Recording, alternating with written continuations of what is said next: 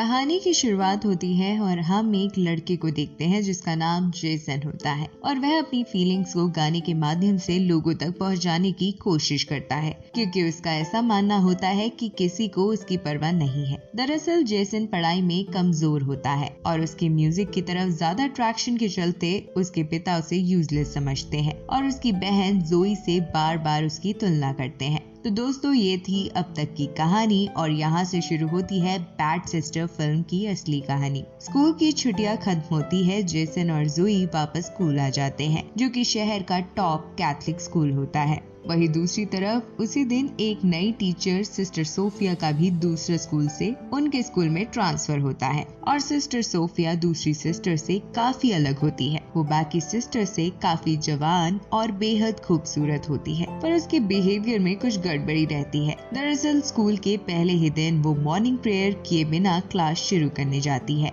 जिसके बाद जब जोई उन्हें मॉर्निंग प्रेयर के बारे में कहती है तो वो खुद के बजाय जोई से पूरी प्रेयर कहने को कहती है। और क्लास के वक्त जब जेसन एक सारा नाम की लड़की से बात कर रहा होता है तो वो नाराज हो जाती है और सारा को जेसन के पास से हटा देती है और स्कूल के बाद जेसन से जाकर पूछती है कि क्या सारा उसकी गर्लफ्रेंड है। तो जेसन सोफिया से कहता है कि वो बस अच्छे दोस्त है। जेसन की बात सुनकर सिस्टर सोफिया को एक अलग तरह का सुकून मिलता है और अगले दिन जब वह सारा और जेसन को किस करते देखती है तो उसे बहुत ज्यादा गुस्सा आता है, जिसके बाद वो अपने क्रॉस को इतने जोर से पकड़ लेती है कि उसके हाथों से खून निकलने लगता है और फिर वो सारा को धमकी देती है कि वह दोबारा जेसन के करीब ना जाए वरना उसके लिए अच्छा नहीं होगा। और सारा को धमकाने के बाद सोफी जेसन के पास जाती है और उससे कहती है कि उसे बहुत बुरा लगा कि उसने उससे सारा के बारे में झूठ कहा, जिस वजह से अब वो उसे सजा देना चाहती है। तो स्कूल के बाद वो उसके हॉस्टल रूम में आ जाए। सोफी की बात सुनकर जेसन सोफी से मिलने जाता है, पर सोफी के गेट पर पहुंचकर वो देखता है कि उसने पूरे कपड़े नहीं पहने हुए हैं। जिसके बाद जेसन वहां से भाग जाता है, लेकिन ये सब कोई इत्तेफाक नहीं होता है। सोफी जानबूझकर जेसन को ये सब दिखाना चाहती थी और उसे पता होता है कि जेसन दरवाजे पर से सब कुछ देख रहा है। दरअसल सोफी जेसन को अपनी तरफ अट्रैक्ट करना चाहती थी और वह इसमें कामयाब भी हो जाती है क्योंकि सोते वक्त जेसन को बस पूरी रात उसी के सपने आते हैं।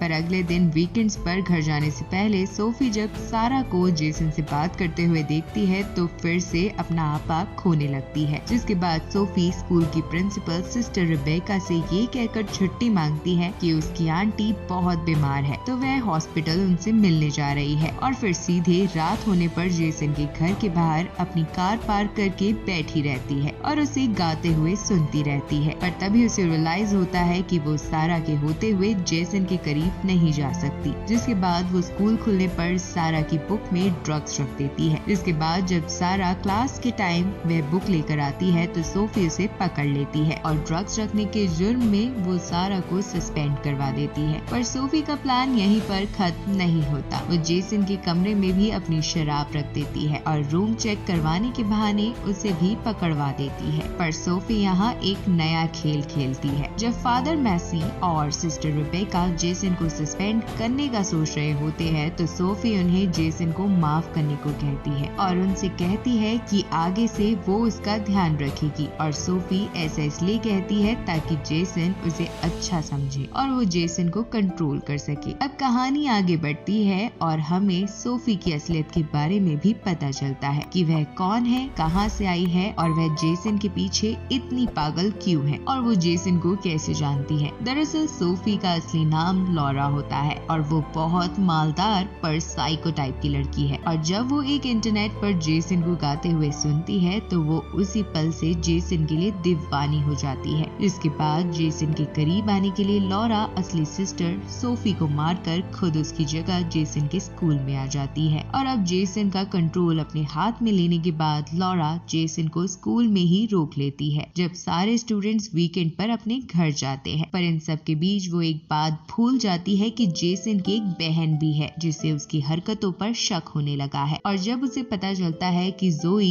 उसके लिए मुसीबत बन सकती है तो वो जोई को भी अपने रास्ते से हटाने का फैसला करती है। पर उससे पहले वो जेसन के अकेले होने का फायदा उठाती है और हर वक्त उसे इतना सीड्यूस करती है, इतना उकसाती है कि एक वक्त के बाद जेसन खुद को रोक नहीं पाता, जिसका फायदा उठाकर लॉरा रात को उसके रूम में चली जाती है और सेक्स करते समय अपना और जेसन का वीडियो रिकॉर्ड कर लेती है। पर जेसन को ये बात नहीं पता होती। उधर स्कूल खुलते ही लॉरा जोई को अपने रास्ते से हटाने का अपना अधूरा काम पूरा करने के लिए प्लान बनाती है। इसके लिए वो जानबूझकर जोई को कम मार्क्स देती है, जिससे जब जोई उदास हो जाती है तो लॉरा उसे कहती है कि वो उसे दूसरा मौका देना चाहती है, वह दोबारा टेस्ट दे सकती है और इसके लिए वो जोई को स्कूल खत्म होने के बाद क्लास वापस आने को कहती है। और जैसे ही स्कूल खत्म होता है लॉरा जोई के आने से पहले क्वेश्चंस के आंसर वाले पेपर को फ्रंट में रख देती है, जिससे जब जोई क्लास में आती है तो उसके हाथ में वही पेपर लगता है। जिसके बाद लॉरा जोई को तुरंत चीटिंग करने के जुर्म में सिस्टर रेबेका के पास लेकर जाती है और उन्हें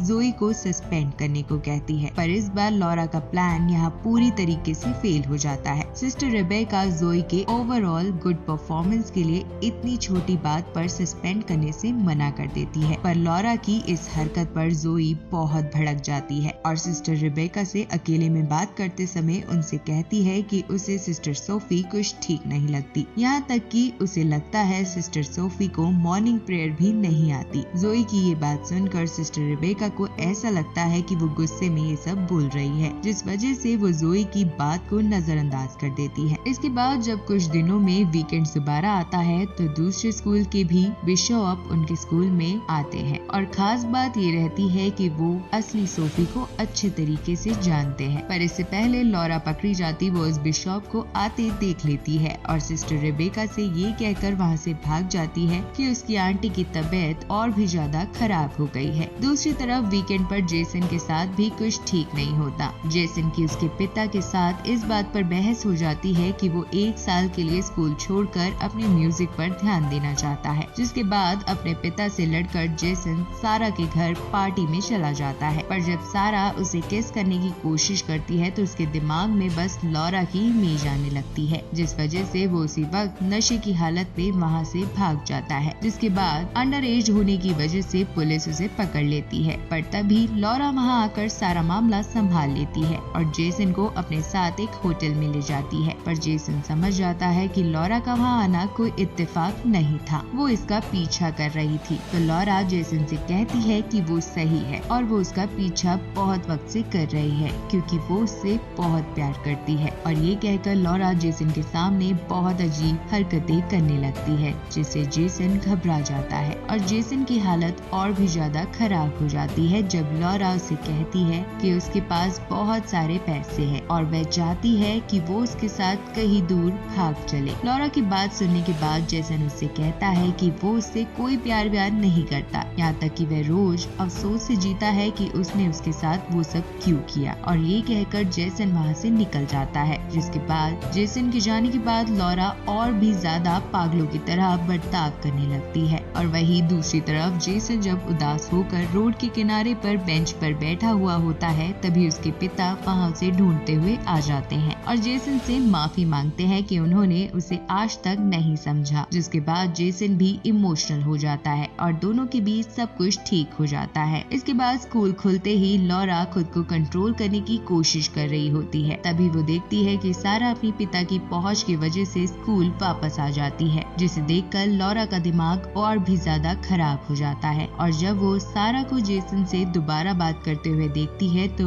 उसके गुस्से की सारी हदें पार हो जाती है। जिसके बाद वो सारा को जान से मार डालती है और मर्डर को ऐसे दिखाती है जैसे कि वो कोई एक्सीडेंट हो। और फिर वो जेसन के पास जाती है और उसे कहती है कि वो उसे आखिरी मौका दे रही है, अगर वो उसके पास नहीं आया तो वो उनके वीडियो को ऑनलाइन लीक कर देगी। और जाते जाते लॉरा जेसन को हिंट देती है कि उसी ने सारा को मारा है। लॉरा का ये पागलपन देख जेसन बहुत डर जाता है और हर वक्त टेंशन में रहने लगता है। पर जब वीकेंड पर वो घर आता है तो जोई उसे टेंशन में देखकर समझ जाती है कि उसके साथ कुछ गड़बड़ है। जिसके बाद वो जेसन से सारी बात पूछती है और जेसन को ना चाहते हुए भी अपनी बहन को ये सारी बातें बतानी पड़ती है, जिसके बाद ये दोनों मिलकर लॉरा का सच सबके सामने लाने का प्लान बनाते हैं और इत्तेफाक से इधर लॉरा से भी गलती हो जाती है। दरअसल वो सिस्टर रेबेका से ये कहकर छुट्टी मांगती है कि उसकी आंटी जो बीमार थी उसकी डेथ हो चुकी है, जिसके बाद रेबेका अपना दुख जाहिर करने के लिए हॉस्पिटल फोन करती है और उनसे सिस्टर सोफी की आंटी की फ्यूनरल का एड्रेस मांगती है ताकि वो उनके लिए कुछ फूल भिजवा सके। और यहाँ उन्हें हॉस्पिटल वालों से पता चलता है कि उसके हॉस्पिटल में कोई सिस्टर सोफी अपनी आंटी से मिलने नहीं आया करती थी, जिसके बाद सिस्टर रेबेका स्कूल खुलने पर लॉरा को अपने कैबिन में बुलाती है और उससे अपनी सच्चाई बताने को कहती है। पर क्योंकि लॉरा एक साइको लेडी है तो उसे सिस्टर रेबेका को मारने में कोई दिक्कत नहीं होती। और वही दूसरी तरफ जेसन और जोई छुपके से लॉरा के हॉस्पिटल वाले रूम में घुस जाते हैं और वहाँ उन्हें लॉरा के लैपटॉप में उसकी सारी असलियत पता चल जाती है कि वो